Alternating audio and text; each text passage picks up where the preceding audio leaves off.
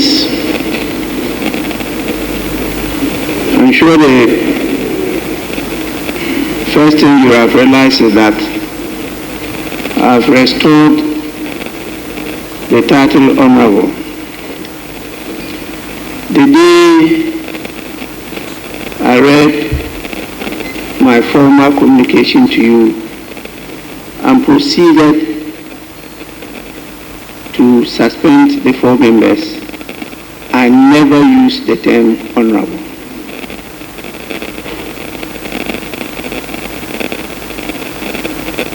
I have done so now because your leaders actually came to me to plead that I temper justice with mercy. If any of you here is not remorseful, please be on your feet.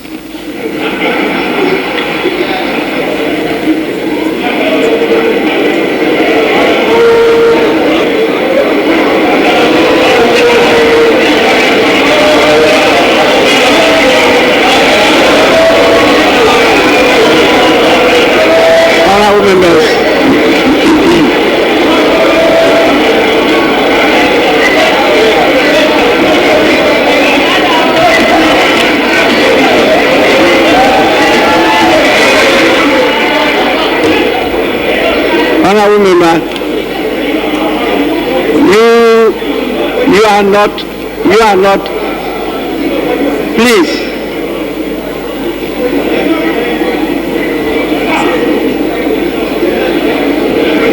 Honorable member.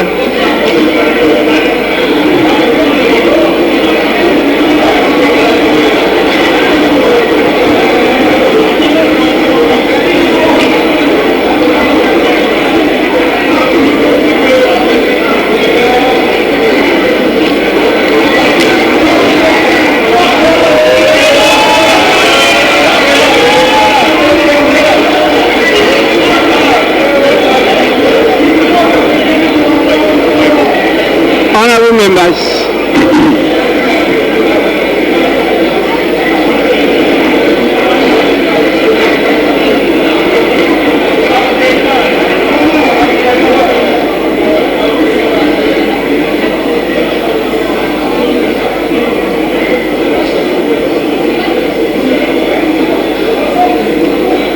it's important,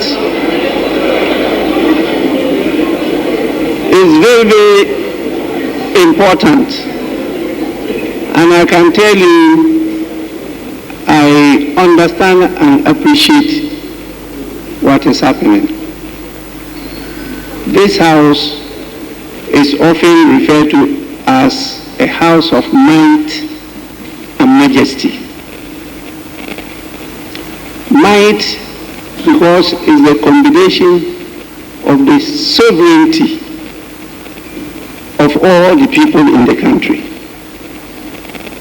Majesty because the king or queen is part of the house. And therefore, there can be no power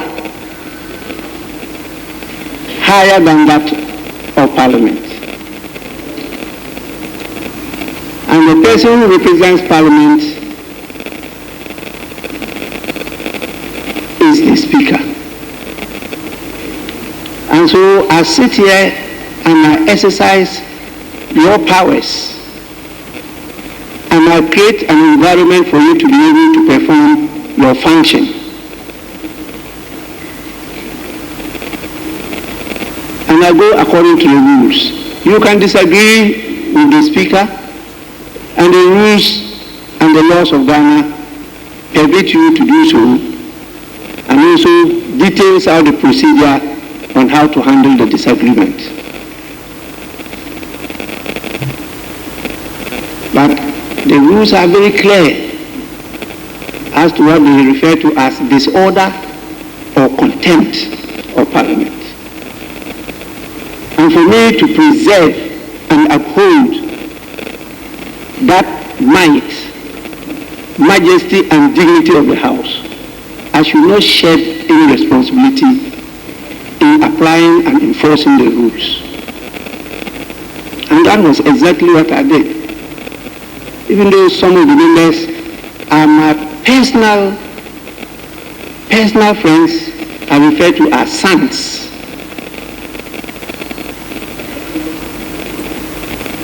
So please, you can ask your leaders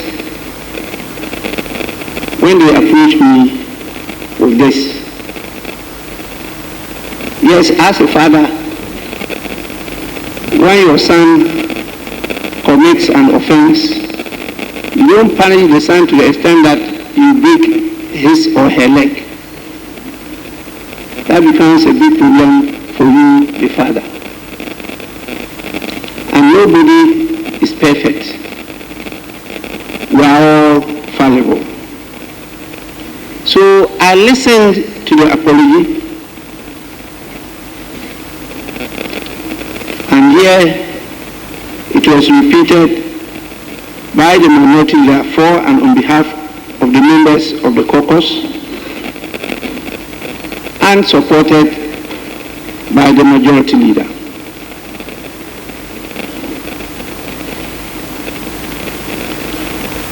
It's not only words. Before me, they demonstrated and assured me of their total support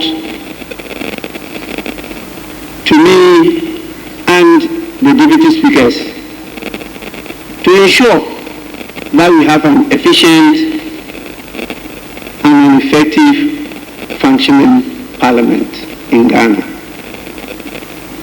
So I am satisfied with not just the statement but also their conduct. And I will proceed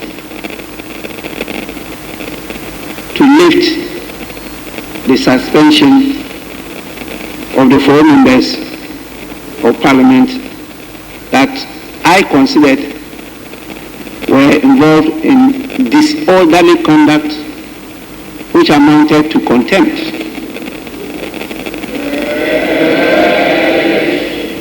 The rules are very clear, and I did refer to them and stated clearly that because we are in the transitional mood, we will not be able to put committees in place, including that of the Privileges and Immunities Committee. And the standing orders grants me the power and authority to do what I did. And clearly, the jurisprudence are very clear that when contempt is committed in facie curia, you don't proceed to set up another committee or court or whatever to investigate and submit a report. And so I referred to the one in Parliament. My very good honorable member, you are at liberty, even after this, to proceed anywhere. I have no problem meeting you in court, but that's where I was farming for many years before I became a member of Parliament. So I have lifted the suspension order, and I do so instantly and takes effect immediately.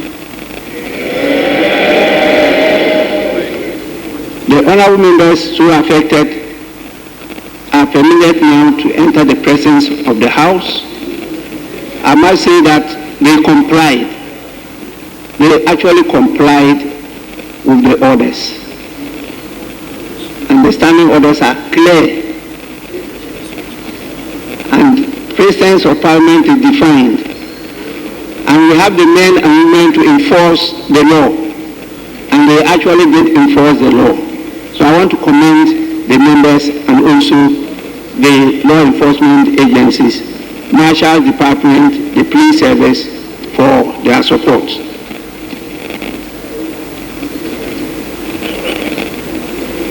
Let me once again assure the House of my commitment to upholding the dignity of this House.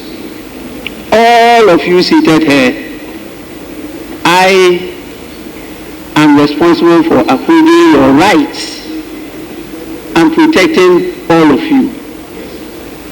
And those who have felt the branches of the law, honorable member, when it is before me, nobody can save you. When it's outside, you can run to me, I will go and save you.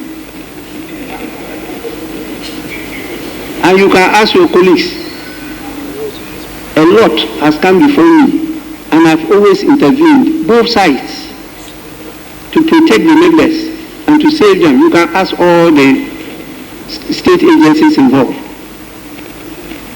And so it's not restricted to any side, both sides, all members. Those of you who don't know it, that's why I'm drawing your attention to it. When you get into any of those challenges and you draw the attention of the office of the Speaker intervenes. And by law, you are protected. There is a procedure we use to do that. We are not above the law, not at all. But there is a procedure because it's not you. You now represent a whole constituency, large number of men and women, children, elderly people. That is why you are made of now, not as individuals. And the rights of all that group cannot be taken for granted. So please, we do so without fear or favor. But let me say that I have read some media reports that some members of the House have referred to me as headmaster, treating honorable members like students. I reject that assertion. But I can assure you that when there are students, there must be a headmaster.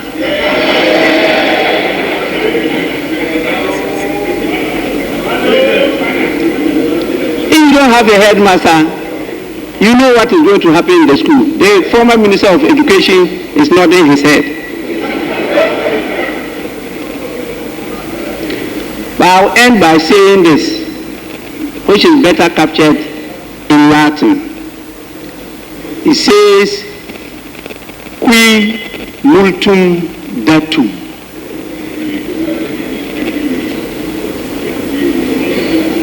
Very simple. To whom much is given, much is expected. And so, you are not called honorable for nothing. They expect so much from you. And don't forget that there's life after Parliament. With this, I want to thank all of you for your attention. And I promise you, the investigations will continue. The report will be brought to the House. The House will have an opportunity to take a decision. That is the procedure outlined by our rules, by our practice, and by custom and convention of the House. That will be done. Honorable members, self-regulation is better than external regulation. And so, please, this matter should be handled by the special committee at the committee level and report to us. I've told the leaders to make themselves available to the committee and to state exactly what happened, because one, nothing but facts, nothing but the truth, so that we can apply the rules correctly. I urge the committee not to make it a matter of public debate. What you know here is not known by the public. What you do here is also not known by the public. And so when you rush to the public, one word can confuse the whole country. But that word will be understood differently in this house. We still have a lot of work to do with our partners outside this house. A matter of education, a matter of advocacy, and we will focus on it. So I thank you all, and please, let's continue to work together as a family.